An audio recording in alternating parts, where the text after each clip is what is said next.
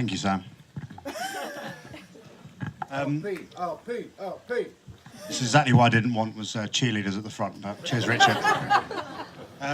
So I'm going to keep this short and sweet. So over the next couple of hours, I'm just going to go through a few life and times of me and Sam. Okay, so let me introduce myself. For those of you that don't know me, my name is Rob. I'm obviously Sam's best man today. For those of you who do know me that are here, please keep very quiet. It's an honour to be standing here as Sam's best man. I suppose I said... Oh. George. Give it a kick. That's a good start. Yeah, where were we? It's an honour to be standing here as Sam's best man. I should actually say it's an honour and a pleasure, but I know the pleasure won't kick in until I finish speaking. I must admit I was feeling very nervous, apprehensive and slightly queasy, but then I realised I wasn't the one who was marrying Sam today.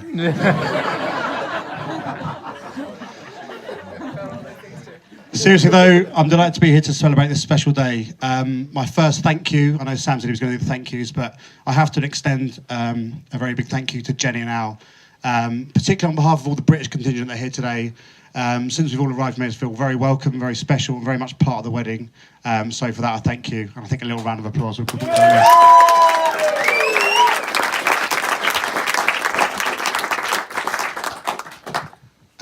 Another mention I must go with, Sam touched on it briefly, so his choice of best man,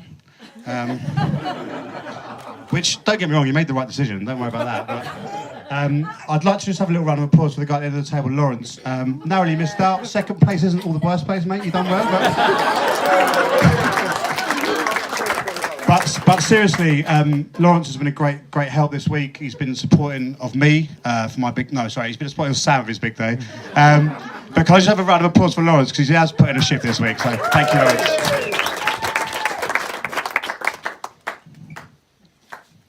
Where were we?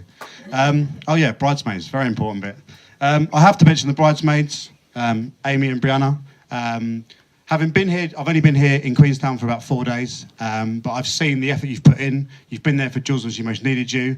You both look lovely today. I'm sure the crowd will agree with that. Yeah! So again, another thank you for that.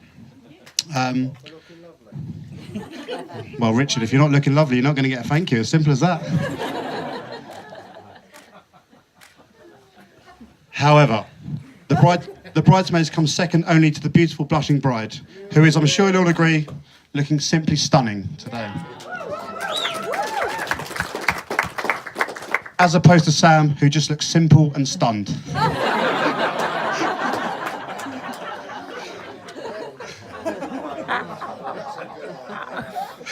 Yeah, I'll give you that one later, Richard, don't worry.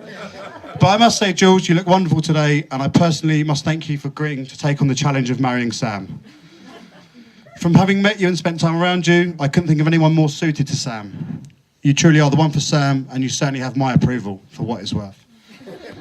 I know from time spent with Sam, he is very much in love with you, and he's looking forward to spending the rest of his life with you. As Sam so elegantly put it earlier this week, I finally found someone that will put up with all my nonsense.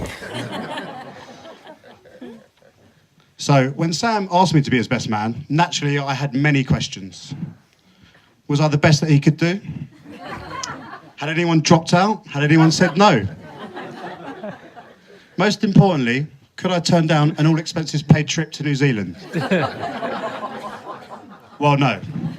Not if an all-expenses-paid trip meant emptying my entire life savings to be with you here today. I made it. Seriously though, there comes a time in a man's life when he meets the persons of his dreams, someone they love, cherish, and wish to remain in their life forever. That moment came for Sam back in 2002 when he met me.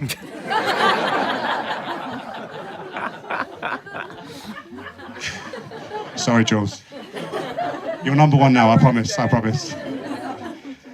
Myself and Sam met in our teenage years and began what one might call a budding friendship, in which we quickly went from strangers to best friends, and I became a regular at the Cobham Road residence, which was Sam's family home, where Richard and Dee, Sam's parents, were always very happy to see me. Yeah, hold on. especially when I stayed over every weekend, despite living 2 minutes down the road. Now, whilst writing this speech, I tried to call what it was about Sam that makes me his best friend. I'll tell you 3 things it wasn't. His fondness for 80s tunes music, which I'm sure we'll see tonight. His questionable fashion choices. His haircuts. But most importantly, the fact that he called himself Samuel Edgerson and told me he was from Sweden for the first 5 years of our friendship.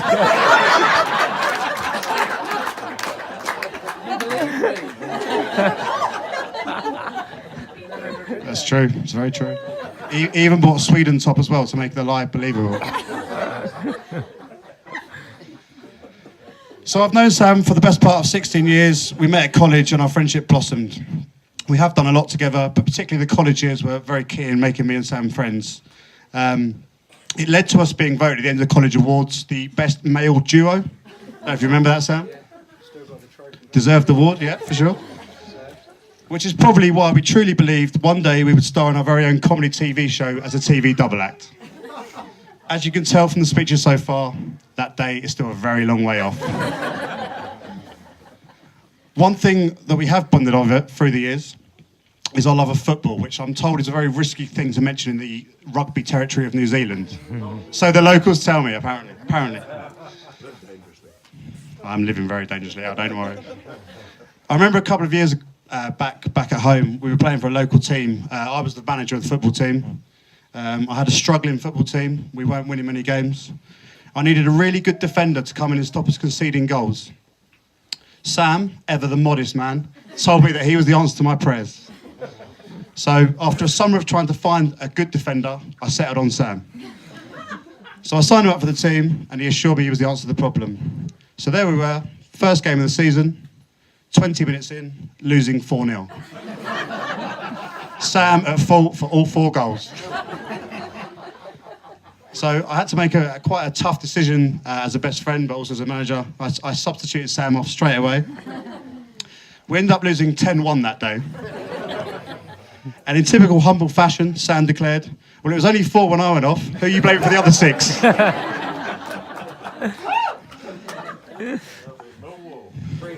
You reinvented me as a striker, and I got 3 goals that season, though, to be fair. Sam, this is my time. You're fine. It's my time. You've had your say. Over the years, Sam and I have spent many a night watching and discussing semi-naked grown men who enjoy rolling around in their oiled-up bodies. Contrary to your twisted mind, Richard, I'm actually talking about professional wrestling. Something that me and Sam have always bonded over, and even at the age of 31, we still speak about this day. Don't worry though, Jules. Sam's assured me the only finishing move we see tonight will be him on the dance floor. Anyway, it wouldn't be fair for me to conduct this speech without being complimentary to Sam.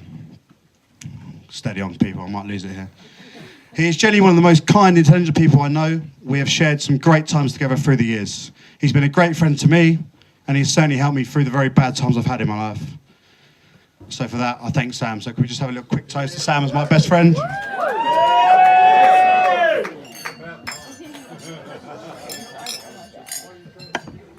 To the Coleman family, you really do have a great addition to your family.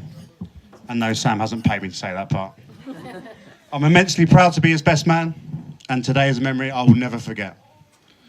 I've always said that one of Sam's best traits is his ability to make the right decision. However, I think we can all agree he has made the best decision of his life today in agreeing to marry Jules. Yeah.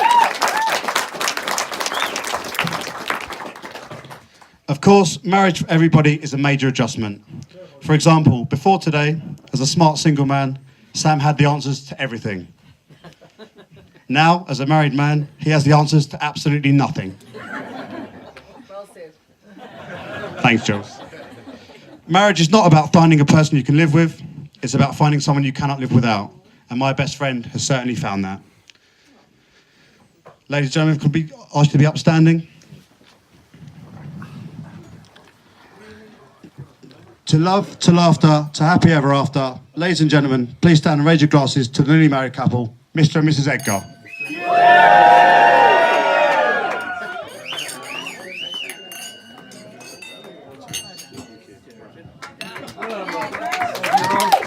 Thank you.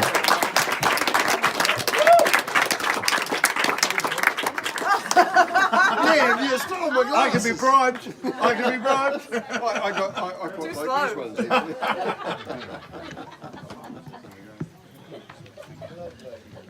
See you all on the dance floor.